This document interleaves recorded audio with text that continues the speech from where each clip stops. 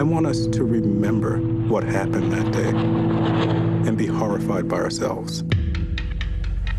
New York in the late 1980s was a completely schizophrenic, divided city. New York's now the capital of racial violence. If I had more bullets, I would have shot them all again and again. Criminality, gang wars, drug wars. We were supposed to be afraid. It would have been irrational not to be afraid. Off with the camera, man!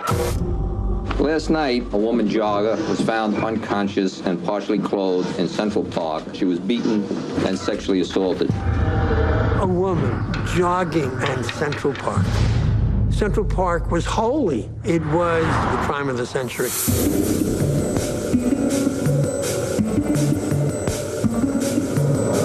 5 youths were arrested at 96th Street, all between 14 and 15 years of age. They got him! You can only imagine the pressure to have this crime solved and solved quickly. First we was all together, then they started to put us in different rooms separately. What did you do? Who were you with? Who did you come with? The tone was very scary. I felt like they might take us to the back of the precinct and kill us. You're not gonna go home until you give up a story. I told my son, go to the park that night. I feel guilty. I'm telling the guy, I don't know what you're talking about. They're getting a little angry. And they're like, you know you did it, didn't you? He had been interrogated for over 24 hours. That amounts to pressure. These young men were guilty. It was almost unquestioned. The police controlled the story. They created the story. They seized on the fears of the people, wilding the bestial characterization of the black man. There's no DNA match whatsoever to any of these boys. I was going nuts. No blood on the kids. Nobody could identify them, but if they confessed, and that was that. A lot of people didn't do their jobs. Reporters, police, prosecutors, defense lawyers. This was institutional protectionism. We falsely convicted them, and we walked away from our crime. This is the ultimate siren that says none of us is safe.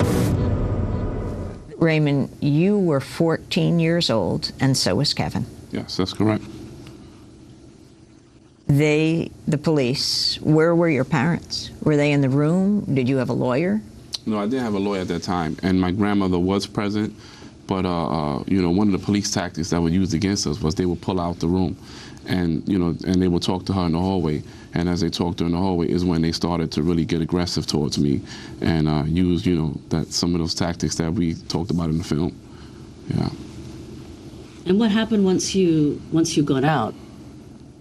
Once you got out of prison, I mean, you stayed in prison, and then after that, the sentence was only overturned once you were out, and then you were back in prison afterwards. Can you talk about the narrative? Explain what. Well, what happened was once I came home, you know, from serving the prison term. How many years did you serve? I served almost 7 years, and so what happened was that, you know, I tried to get my life back together and put one foot in front of the other, but I didn't, you know, I didn't realize the social death that we were given as a sentence. You know, this wasn't a 5 to 15 or 5 to 10. This was a life sentence, a death sentence in a sense, because, you know, when I came home, I couldn't get employment. You know, I tried out, filled out numerous applications, and, you know, I had to register as a sex offender. You know, my whole neighborhood looked at me, you know, kind of strange. You know, you get the hi, how you doing?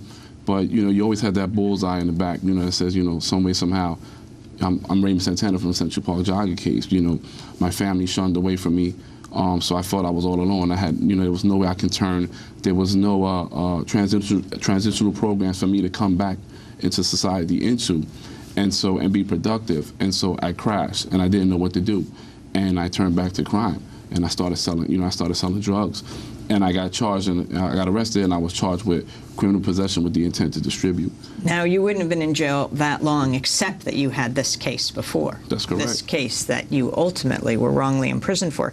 I have a connection to this case because the woman in my apartment building was the last one raped by Matias Reyes, the man, and he was caught by our doorman as he tried to race out of the building.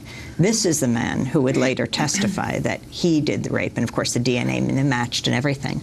Where were you when you heard the news that you were being exonerated and you would be released, that the real rapist of Patricia Miley had come forward? I was in Franklin Correctional Facility in Malone County, which is about 8 to 9 hours away from New York City. And, you know, and previously before that, I was in Downstate Correctional. And that's where I actually got the news. You know, I called my dad, and he told me that Reyes had came forward, and I didn't believe him. I was so institutionalized by that point that I just felt that Morgenthau and the DA's office would just sweep it under the rug. They would try to make him the sixth man, and I would just go to the grave with this label of the Central Park 5 on my back. So you sued along with the other men, yes. Who are now men. You were boys then. You were 14 years old yes. when this all started. It's more than 20 years later. What's happened? Well, you know, right now we're currently in depositions, you know, with no end in sight. The city loves to use these tactics against us.